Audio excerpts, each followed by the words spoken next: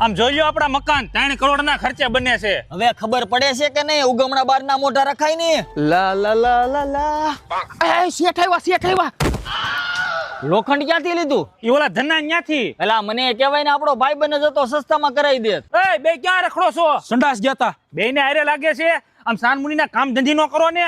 અને ઓલો એન્જિનિયર કેમ ન થયો હજી? હવે એ 3 દી એકવાર અહીંયા ડોકા વાવે છે તોય તમે અમારી કરતા વધારે પૈસા તમે એને ધરો છો. હવે સાનમુનીના કામ ધંધી નો કરો ને. હવે આવા કડિયા હોય મને કીધું હોત તો. આમ જો આની અંદરથી હોનાનો ઘડો નીકળે ને એટલે સાનું મુનું આપણે ભાગ પાડી લેવું, શેઠને નથી કહેવાનું. આમ જો મહેમાન આપણા અહીંયા 10 બાય 10 નું બાથરૂમ આવશે. યો બુદ્ધિ છે કે નહીં? બાથરૂમ નાવા હાટું કરો છો કે હુવા હાટું? કડિયા હું મજૂરી લેશે? 1000 રૂપિયા. એલા મને કીધું તો 500 રૂપિયામાં ગોતી દેત. એલા એ કોનો છોકરો? નાથા બાપાનો. અરે નાથિયાનો. ઈ તો મારો ભાઈબંધ જ છે. જો આ આપડા જાણીતા છે. 700 રૂપિયા દાડી લેજો હો.